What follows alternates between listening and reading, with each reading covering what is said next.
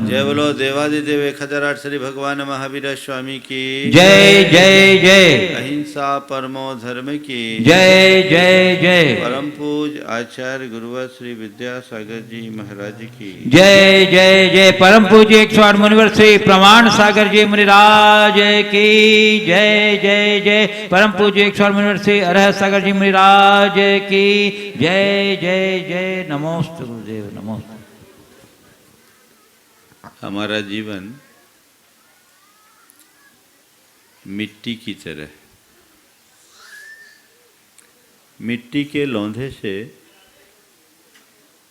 मंगल कलश भी बन सकता है, बनाया जाता है, तो शराब की कुल्हड़ भी। दोनों ही मिट्टी के रूप हैं। मंगल कलश जहाँ मंगल द्रव्यों से चर्चित होकर मांगलिक प्रतीक बनता है, माथे की शोभा बनता है, तो वहीं शराब की कुल्हड़ निंद दृष्टि से देखी जाती है। दोनों एक ही मिट्टी से बने, एक को आदर्श दृष्टि से देखा जाता है तो दूसरे को हे दृष्टि से। अभी हम भगवान का पंच कल्याणक महोत्सव मना रहे हैं। पंच कल्याणक है क्या? माटी से मंगल कलश बनने की प्रक्रिया। हमें चाहिए कि हम अपने जीवन के मर्म को पहचानें और मंगल कलश बनने की प्रक्रिया को आत्मसात करें। कैसे बने? कल हमने देखा भगवान का जन्म हुआ, युवा अवस्था को पा गए, बाल कीड़ा हो गई ना, कल यौवन को प्राप्त हो गए, राजभोग भी करेंगे और आज ही वे दीक्षा धारण करेंगे, तब अंगीकार करेंगे। आज तप कल्याणक है, जिसे हम दीक्षा कल्याणक भी कहते हैं। 4 बातें आज के संदर्भ में आप सबसे मैं करूंगा। सबसे पहली बात, तपस्या क्यों? दूसरी बात, तपस्या क्या? तीसरी बात, तपस्या कब? और चौथी बात, तपस्या कैसे? भगवान दीक्षा लेंगे, तप करेंगे, क्यों? हर तीर्थंकर भगवंतों ने राजपाट वैभव को छोड़ा, क्यों? मन में कभी सवाल उठा? भगवान के पास किस चीज की कमी थी जिसके लिए उन्होंने दीक्षा धारण की? प्रायः लोक धारणा ऐसी है, जिनके पास कुछ नहीं होता वो साधु बन जाते हैं। पर यहां तो सवाल दूसरा है, जिनके पास सब कुछ है वो साधु क्यों बने? वे दीक्षा क्यों लिए?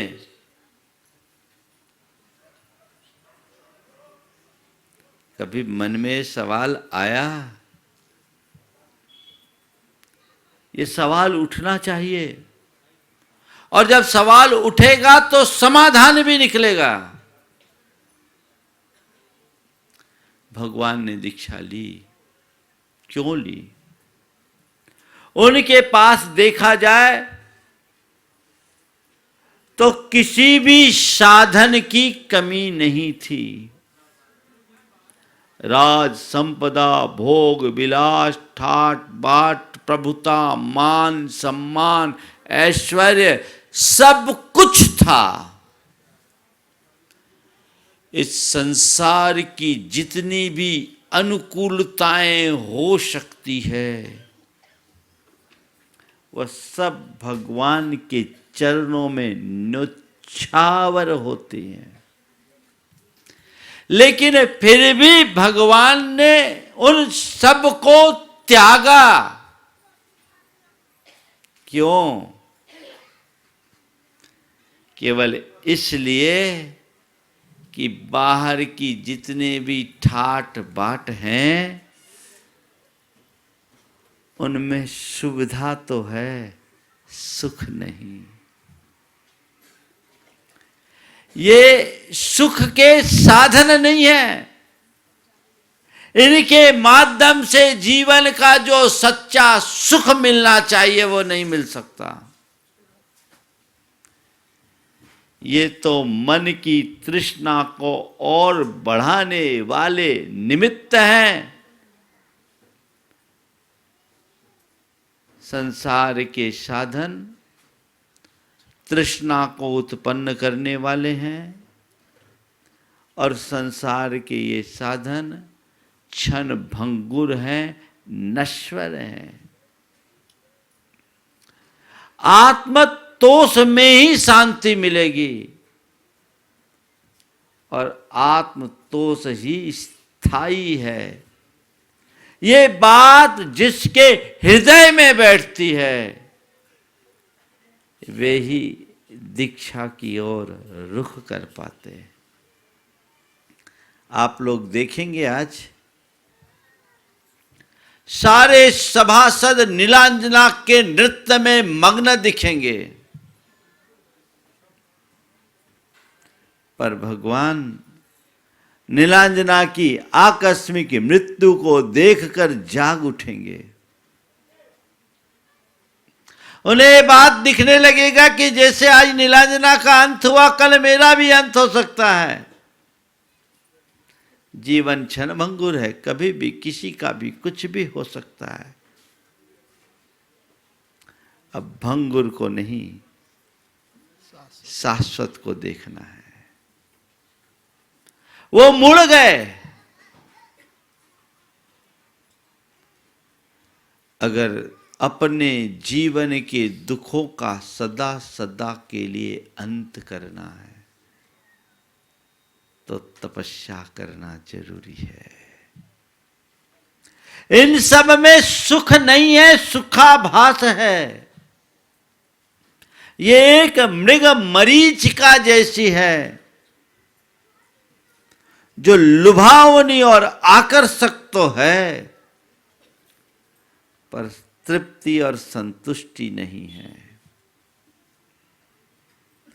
भगवान ने इस बात को अच्छे तरीके से अनुभव किया, महसूस किया। सब राजपाट वैभव सब छोड़ दिया। कैसे छोड़ा? लक्ष्मी विभव सर्वस्वम मोक्षोश्चक्र लांछनम साम्राज्यम सार्वभौमं ते जरतृण मिवा भवत्। चक्रवर्ती जैसी संपदा, सार्वभौम साम्राज्य भी आपको जीर्ण शीर्ण तिनके की भांति प्रतिभासित होने लगा। तिनका तो फिर भी काम में आ सकता है, कुछ नहीं तो झाड़ू बनाने काम में आ जाए, पर जीर्ण शीर्ण तिनका किसी काम का नहीं। वो व्यर्थ है, बेकाम का लगता है। भगवान को ऐसी प्रतीति हुई और उसी प्रतीति के बल पर भगवान ने सबका परित्याग किया। भगवान के द्वारा तप धारण करना इस बात की प्रेरणा है कि शांति भोग में नहीं, त्याग में है, योग में है। अपने जीवन में स्थायी शांति चाहते हो तो तपस्या का मार्ग अंगीकार करो। अपने दुखों का निवारण करना चाहते हो तो तपस्या को अपनाओ। आचार्य कुंद कहते हैं, परिवज्जदु सामन्नम यदि इच्छति दुख परिमोक्षम। यदि अपने दुखों से मुक्ति चाहते हो तो सामान्य को अंगीकार करो। इसके अलावा और कोई रास्ता नहीं है। मिट्टी को मंगल कलश बनना है तो तपना ही पड़ेगा। तपने में आंच सहना पड़ता है, कष्ट होता है, लेकिन उसके बाद सामर्थ्य भी बढ़ती है। जिस मिट्टी को पानी गला दे, बहा दे, तप जाने के बाद उसी मिट्टी में पानी को अपने भीतर समाने की सामर्थ्य आ जाती है। ध्यान रखने की बात केवल ये है कि हमारे दुखों का कारण अभाव और अल्पता नहीं है। हमारे दुखों का मूल कारण हमारे मन की आसक्ति, तृष्णा, अहंकार जैसे विकार हैं, राग हैं, द्वेष हैं। ये हमारे दुखों के कारण हैं और इनके निवारण के लिए चित्त का अंतर्मुख होना जरूरी है। जब तक मोह भाव जुड़ा है, हमारा चित्त इन सब में रमा रहता है। मोह भाव से मुक्त होते ही हमारी मनोदशा परिवर्तित होती है, हमारा चित्त बदलता है और चित्त के बदलते ही हमारी चेतना परिवर्तित हो जाती है। भगवान ने दीक्षा ली, उन्होंने हम सब के लिए दीक्षा का मार्ग बताया और कहा आत्म शुद्धि का इसके अतिरिक्त दूसरा कोई मार्ग ही नहीं है। वो मार्ग अंगीकार करो। आप लोग तपस्वी की पूजा करते हो, तप को आदर्श मानते हो कि नहीं? तप को आदर्श मानते हो, तपस्वी की पूजा करते हो, कभी तपस्या करने का मन बनता है? महाराज यही तो समस्या है। ध्यान रखना, इस जन्म में करो या अगले जन्म में करो, किसी भाव में भी करो, तरोगे तभी जब तप करोगे। रास्ता कोई दूसरा नहीं। भगवान ने उस तपस्या का मार्ग अपनाया।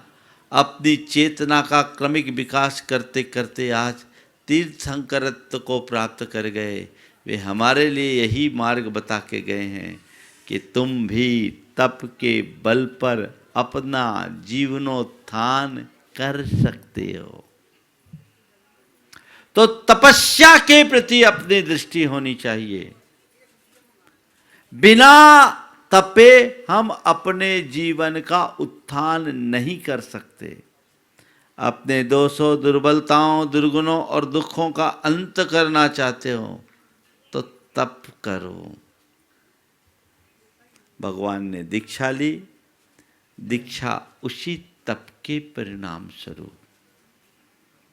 पर जब तप की बात आती है तो हमारे सामने ऐसे व्यक्ति की छवि उभर जाती है जो साधु सन्यासी बना हो, खूब व्रत उपवास करता हो, कठिन कठिन दुष्कर कार्य करते हों। वो व्यक्ति हमें एक तपस्वी के रूप में प्रतीत होते हैं। निश्चित तपस्वी के जीवन में ये सब चीजें होती है। पर तप कल्याण के दिन मैं आज आपसे तप का एक अलग रूप बताना चाहता हूं। आपसे मैं कहूं कि तुम भगवान की तरह दीक्षा ले लो तो मुझे पता है एक भी तैयार नहीं होगे, और किसी के कहने से कभी तैयार होना भी मत। दीक्षा हर किसी के कहने से नहीं ली जाती। दीक्षा तो जीवन के यथार्थ के बोध से ली जाती। जिस दिन तुम्हें जीवन के यथार्थ का भान हो जाएगा, तुम अपने दीक्षा का मार्ग अंगीकार कर लोगे। भगवान को बोध हुआ, वो दीक्षित हो गए। तुम्हें बोध होगा, तुम दीक्षित हो जाओगे। लेकिन दीक्षा जब लो तब लो। हम कम से कम तप के उद्देश्य को समझकर जीवन को आगे बढ़ाने का मार्ग तो अपना सकते हैं। क्या है? तवो विषय विनिग्रहो जत्थ। तप क्या है? जिसमें विषयों का निग्रह हो। तुम्हारी तपस्या क्या? तुम साधु बनो, ये तुम्हारा सौभाग्य। जब तुम्हारी आत्मा में ऐसी योग्यता आएगी, बन जाना। पर साधु न बन सको तो कोई बात नहीं, सज्जन बनने का रास्ता तो अंगीकार करो। अपने मन की विषयाकांक्षा को नियंत्रित तो करो। मन में लगाम तो लगाओ। जीवन में यथासंभव संयम तो अपनाओ। कहां है तपस्या? मुझे तो तब बड़ा दुख होता है जब हम एक और तीर्थंकर और मुनियों के इतने उच्च आदर्श को देखते हैं और दूसरी ओर आज के समाज के लोगों की दशा को देखते हैं। बड़ा दुख होता है। तुम पूजा किसकी करते हो और आचरण कैसा करते हो? आज के इस तप कल्याणक की घड़ी में मैं आप सबसे केवल इतना कहना चाहूंगा कि अपने मन को टटोल कर देखो कि सच्चे अर्थों में मैं भगवान का अनुयायी कहलाने का अधिकारी हूं या नहीं। जब तुम तपस्वी बनोगे तब तो जब बनोगे, लेकिन अभी अभी तुम भगवान के अनुयायी कहलाने लायक हो या नहीं, ये देखो। यदि हो तो कोई बात नहीं, और यदि नहीं हो, कोई कमी हो, तो उसमें सुधार होना चाहिए। वो आदर्श आत्मसात होना चाहिए, तब ये पंच कल्याणक तुम्हारे कल्याण का निमित्त बनेगा। बाकी बातें आई गई हो गई, कुछ भी हासिल नहीं होगा। हाथ में क्या रहेगा? शून्य। इस शून्य से अपने आप को बाहर निकालिए। साधु संतों का बाना पहनना मात्र तप नहीं है, भीतर साधुता को प्रकटाना तप है। जो साधु बन करके साधुता को प्रकटाते हैं, वे अपने जीवन का चरम विकास करते हैं। और साधु जनों के संपर्क में आकर के जो सज्जनता पाते हैं, वे भी अपना भावी जीवन संभाल लेते हैं। दो ही तो रास्ते हैं, तीसरा कोई रास्ता है क्या? तो तप करें। आप लोगों की दृष्टि में तप है व्रत उपवास, करो। जिस दिन तुम व्रत उपवास करो उस दिन कम से कम पक्के तपस्वी तो बन जाओ। प्राय देखने में यह आता है, जिस दिन उपवास होते उस दिन ज़्यादा झगड़ा झंझट होता है, उस दिन ज़्यादा हल्ला हंगामा मचाते हैं। तो ये क्या हुआ? ये तो सब ऊपर ऊपर की बातें हो गई। ऐसी प्रवृत्तियों से अपने आप को बचाइए और तपस्या के रास्ते को अंगीकार कीजिए, उसे अपने जीवन का मूल आदर्श बनाइए। तो तपस्या बहुत ऊंची चीज है, हर किसी के जीवन में नहीं घटती। जो बड़े भाग्यशाली हैं जो दीक्षा लेकर दीक्षा को धारण करते हैं, दीक्षा का पालन करते हैं, दीक्षा का निर्वाह करते हैं। आज भगवान हमें दीक्षा लेकर ये दर्शाएंगे, जग की नश्वरता का सच्चा दिग्दर्श कराने वाला है। समझ गए? कई बार लोग बोलते हैं, अरे हम धर्म क्यों करें, हमारे पास कोई कमी थोड़ी है। ऐसा है ना? तथा कथित समाज के संभ्रांत लोगों के मन में एक बड़ा वहम है। उनके अंदर धर्म के प्रति ज़्यादा लगाव नहीं दिखता। उनको लगता है कि जिसके पास कुछ कमी है वो धर्म करे, हमारे पास कोई कमी थोड़ी है जो हम धर्म करें। थोड़ा चक्रवर्तियों के जीवन चरित्र को झांक कर देखो, तीर्थंकरों के जीवन में झांक कर देखो। उनके साथ तो संसार का क्या, 3 लोक का सारा वैभव न्योछावर होता था, फिर भी उन्होंने धर्म का मार्ग अपनाया ना। ध्यान रखना, कमी होने पर धर्म करना ये बहुत बड़ी बात नहीं है। कमी होने पर धर्म करना ये बहुत बड़ी बात नहीं है, और कमी का एहसास न होने देना सबसे बड़ी बात है। तुम्हारा धर्म क्या, कमी का एहसास ही मत होने दो। ये तो संसार है, चलेगा, और संसार में कुछ न कुछ की कमी तो सबके पास बनी रहेगी। किसी के पास कुछ होगा, किसी के पास कुछ कुछ मिलेगा, किसी के पास बहुत कुछ होगा, लेकिन सब कुछ किसके पास? सब कुछ केवल भगवान के पास। और वो भी तब जब अपने पास होने वाला बहुत कुछ छोड़ेंगे तब। तो सब कुछ को पाने के लिए बहुत कुछ को खोना पड़ता है। श्रद्धा को मजबूत बनाइए, भूम का अनुरूप आदर्श को आत्मसात कीजिए। भगवान की जो देशना है, धम्मो मंगल मुखीटम अहिंसा संयमो तवो, अहिंसा संयम और तप को धर्म मानकर उनके प्रति अनुराग लगाइए, जगाइए। तब जीवन में हम कुछ सार पा सकेंगे। तो तप क्या है? अपने जीवन में सज्जनता को प्रगटाइए, यही आपका तप है। सदाचार प्रगटाइए, यही आपका तप है। आज इन सब चीज़ों का बड़ा अभाव होता जा रहा है। बातें लोग बड़ी बड़ी करते हैं और काम बहुत हल्के स्तर का। ऐसे काम नहीं चलेगा। जितनी बड़ी बातें आप कर रहे हैं उतना कुछ अंश में काम तो करिए, कुछ चलना तो शुरू कीजिए। तो धर्म के पथ पर चलना, भगवान जब दीक्षा लेंगे रत्नत्रय को धारण करेंगे। रत्नत्रय ही तो असल धर्म है।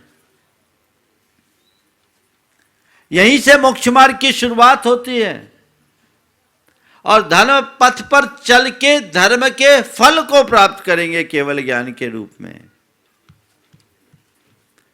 तुम कम से कम इतना तो तय करो कि अब मैं बाहर भीतर से धार्मिक जीवन जीने की शुरुआत करूंगा, अभी करूंगा, आगे बढ़ूंगा। जागो। तो तब क्या समझो, जीवन को सही दिशा देने का नाम तप है। अपनी विषयों की चाह को कम करने की प्रक्रिया का नाम तप है। अपनी चेतना को परिष्कृत करने का नाम तप है। अपने दोषों और दुर्बलताओं को भस्म करने का नाम तप है। ये हमें अपनी भूमिका अनुरूप करना चाहिए। दीक्षा लेकर तप करोगे, जप करोगे तो करोगे। अभी जहाँ हो, जैसे हो, जितना बन सके उतना तो करो। अभी नहीं करोगे तो कब करोगे? है ना? कई लोग हैं जो बस प्लानिंग में ही रहते हैं कि हम करेंगे करेंगे करेंगे करेंगे, और करते धरते कुछ नहीं है, वहीं के वहीं अटक जाते हैं। इससे काम नहीं होगा। शुरुआत हमें करनी होगी, और अभी ही करनी होगी, बाद में नहीं। जब जागो तभी सवेरा।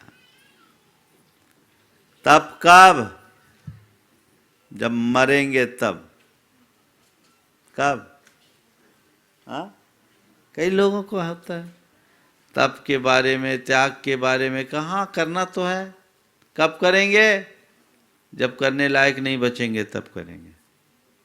हाँ, तब कब? अभी करो, इसी क्षण से करो, जब जागो तब। अंतश्चेतना जाग जाए, जीवन बदल जाता है। सोचोगे तो सोचते ही रह जाओगे।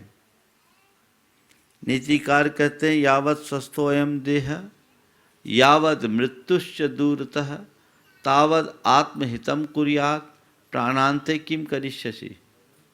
जब तक शरीर स्वस्थ है, जब तक मौत निकट नहीं आती, तब तक अपनी आत्मा का हित कर लो। प्राण निकल जाने के बाद क्या करोगे? कुछ भी हाथ में नहीं रहेगा, कुछ भी हाथ में नहीं रहेगा। इसलिए अभी करो, क्योंकि अगले पल का कोई भरोसा नहीं। पुराणों में ऐसे अनेक आख्यान मिलते हैं जिसमें एक पल में वैराग्य हो जाता है, एक पल में वैराग्य। वो वज्रजंग चक्रवर्ती को कमल के फूल में मरा हुआ भंवरा दिखा, जीवन की नश्वरता का बोध हो गया। चक्रवर्ती एक भौरे के मृत शरीर को देखकर उन्हें अपनी मृत्यु दिखने लगी। अरे ये भौरा रस का लोलुप होकर के मर गया, मैं भी इसी राग रंग में रम करके मर जाऊंगा, मेरे प्राण निकल जाएंगे, जीवन का मूलभूत उद्देश्य तो धरा रह जाएगा। धिक्कार है इन सबको, धिक्कार है इस सत्ता को, धिक्कार है इस संपदा को, धिक्कार है इस साम्राज्य को, और धिक्कार है इस परिवार को। चलो अब तो मुझे अपनी आत्मा से नेह लगाना है। दीक्षा लेने के लिए तैयार हो गया। अपना राजभार अपने पुत्र को सौंपना चाहा। पुत्र ने पूछा क्यों? बोले ये सब नश्वर है, तो पिताजी जो नश्वर है वो मुझे क्यों सौंप रहे हैं? आप जो पाओगे उसी रास्ते पर हम चलेंगे, हमें भी नहीं चाहिए। आखिरकार राज धर्म के निर्वाह के लिए अपने पोते का राज तिलक करके जाना पड़ा। कब? जाग गए, तुरंत बदल गए। अभी बताओ, अगर मैं आपसे कहूं कि आज भगवान ने हमें एक शक्ति दी है और किसी की भी आप आयु बता सकते हो और आपकी आयु बता दूं और ये बोलूं कि बस तुम इतनी ही देर के हो, तो क्या करोगे? बोलो। हाँ, रोने लगेंगे। सही समझ वाला रोएगा नहीं, और रोने का काम भी नहीं होना चाहिए। अगर मैं आपको बता दूं भैया आप तुम्हारा ज्यादा समय नहीं बचा, तो लोग आखिरी में क्या करते हैं? भगवान भजो, यही करते हैं ना, उसी में कल्याण है, यही कहते हैं ना। भैया कभी भी हो जाए भगवान भज लो, उसी में कल्याण है। तो ये बताओ, तुम्हारा कोई तय है कि अभी खूब लंबे समय का ठेका लिए हुए हो?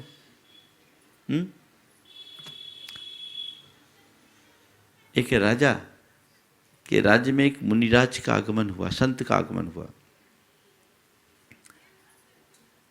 राजा उनके दर्शन के लिए गया, देखकर भौचक्क रह गया। उसे आश्चर्य हुआ, विश्वास नहीं हो रहा था। संत ने राजा को देखा और कहा, राजन बिल्कुल तुम जो देख रहे हो वह मैं वही हूं। आप इतना बड़ा परिवर्तन, इतने उग्र स्वभावी, और आज इतने सौम्य मूर्ति बन गए। राजन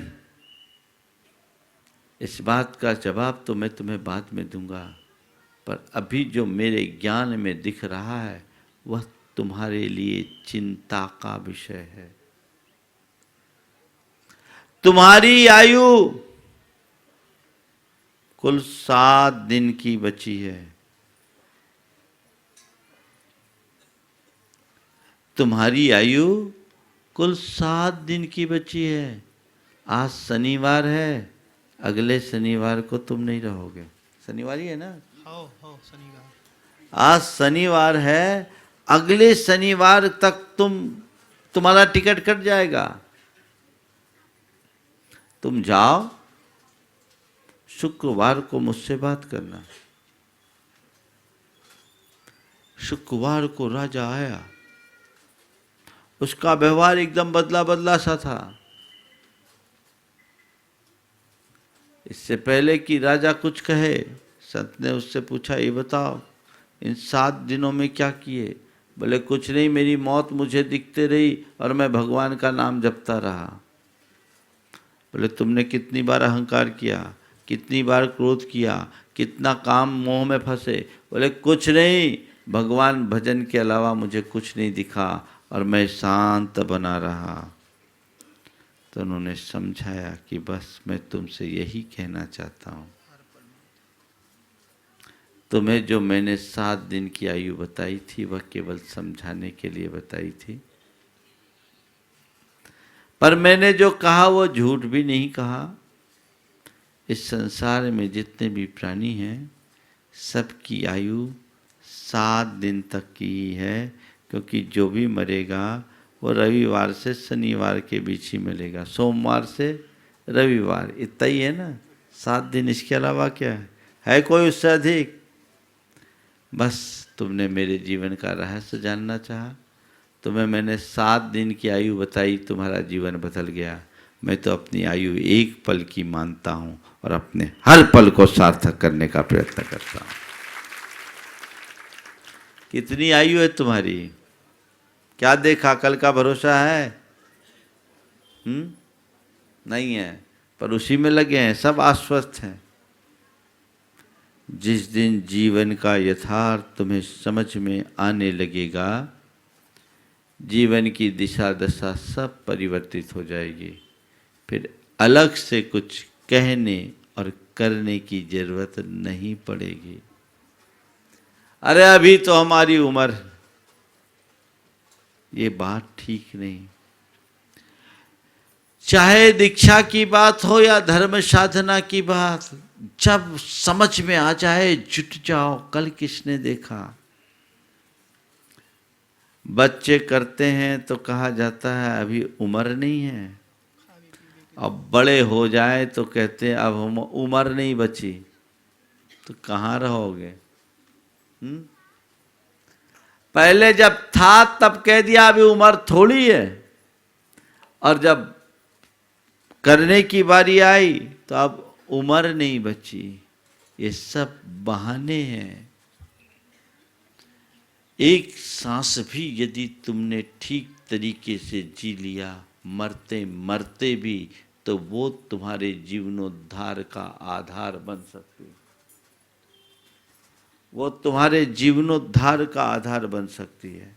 हमें ऐसी दृष्टि और भावना अपने अंतर मन में जगा करके चलनी चाहिए, जिससे हम अपने जीवन का पथ प्रशस्त कर सके। जब जागो तभी सवेरा। सोचो मत, योजना मत बनाओ, प्लानिंग मत करो। सब लोग प्लानिंग करे बैठे होंगे, है ना? इसके बाद ये करना, इसके बाद ये करना, इसके बाद ये करना, है ना प्लानिंग? धर्म करने की प्लानिंग कब की है? कल से। आत्मकल्याण की प्लानिंग कब की है? महाराज आखिरी में आप ही बोलते अंतमता सोगता। तो अंत कब है?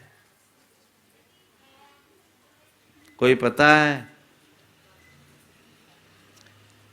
हमें सही दृष्टि विकसित करने की जरूरत है। जीवन में मोड़ लाओ।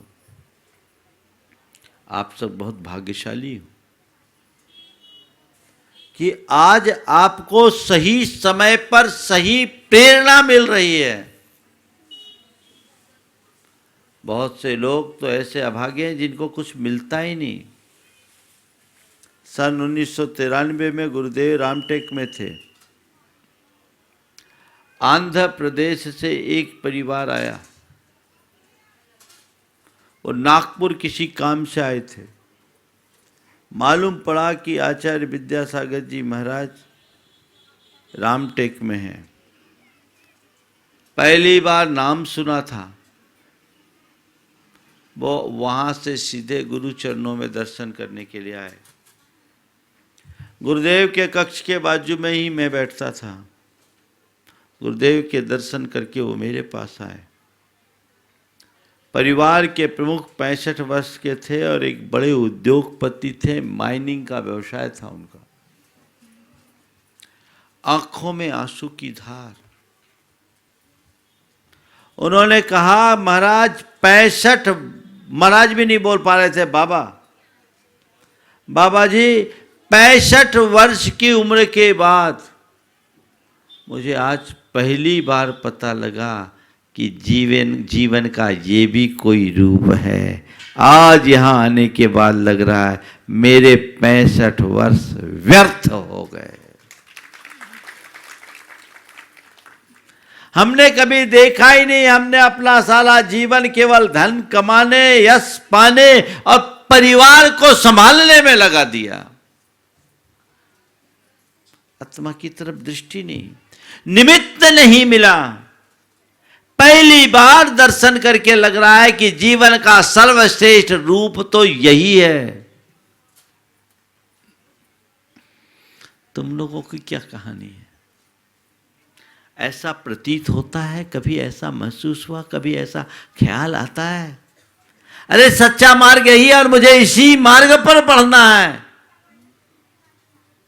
ध्येय सुनिश्चित होना चाहिए, पक्का बनना चाहिए कि ऐसा तो करना ही है। तब सच्चे अर्थों में उद्धार होगा। उसके बिना कल्याण नहीं। तो कल्याण के पथ पर चलो। दीक्षा कल्याणक की यही प्रेरणा है। अब मैं सुमार्ग पर चलूंगा। कदाचित सुमार्ग पर ज्यादा आगे नहीं बढ़ पाया तो कोई बात नहीं, कुमार्ग पर पैर नहीं रखूंगा।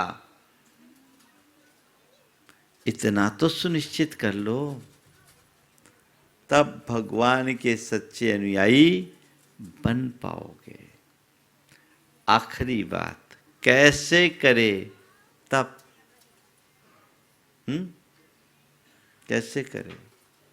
देखिए, त्याग तपस्या के संदर्भ में एक बहुत गहरी बात कही गई कि हमें तद्व्रत मां चरितव्यम यत्र न संशय तुला मारोहति शरीर मनसी। वही व्रत आचरण करना जिससे शरीर और मन डावाडोल न हो। समझ गए? इसे व्यापक संदर्भ में देखो। यदि साधु बने हो तो अपने तन और मन के बीच संतुलन बना करके अपनी तपस्या को प्रखर से प्रखरतर बनाओ। जितना कस सको कसो। और यदि गृहस्थ हो तो तुम्हारे धर्माचरण को मैं एक तप के रूप में देखता हूँ। तो कैसा धर्म करो जिससे परिवार में सामंजस्य भी बना रहे और मन में कषाय ना हो, वैसा तप करो, वैसा धर्म करो। ऐसा धर्म मत करो कि धर्म के नाम पर घर में झगड़े होने लगे। ऐसा धर्म मत करो जिससे धर्म के कारण घर की आंतरिक व्यवस्थाएं बिगड़ जाए। ऐसा धर्म कभी मत करो कि तुम्हारा शरीर तुम्हारे लिए बाधक बन जाए। धर्म इस तरीके से करो कि हर किसी का मन खिल जाए, देखने वाला तुमसे प्रेरित हो। वैसा धर्म करना चाहिए। तो ये धर्म का मार्ग है।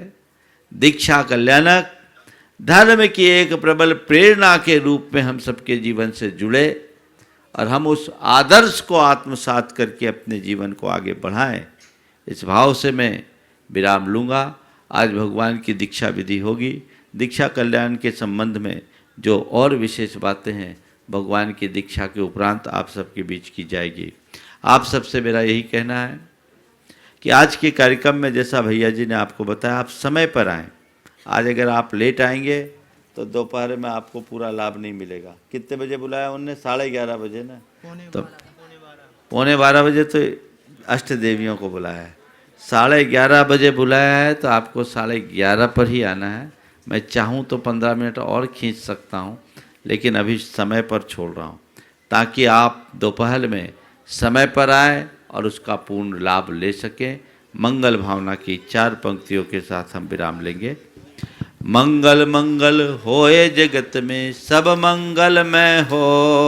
मंगल मंगल होए जगत में सब जन मंगल हो। इस धरती के हर प्राणी का मन मंगलमय हो। इस धरती के हर प्राणी का मन मंगलमय हो। मंगलमय हो प्रात हमारा रात सुमंगल हो। मंगलमय हो प्रात हमारा रात सुमंगल हो। जीवन के हर पल हर क्षण की बात सुमंगल हो। जीवन के हर क्षण हर पल की बात सुमंगल हो। घर घर में मंगल छा जावे जन जन मंगल हो।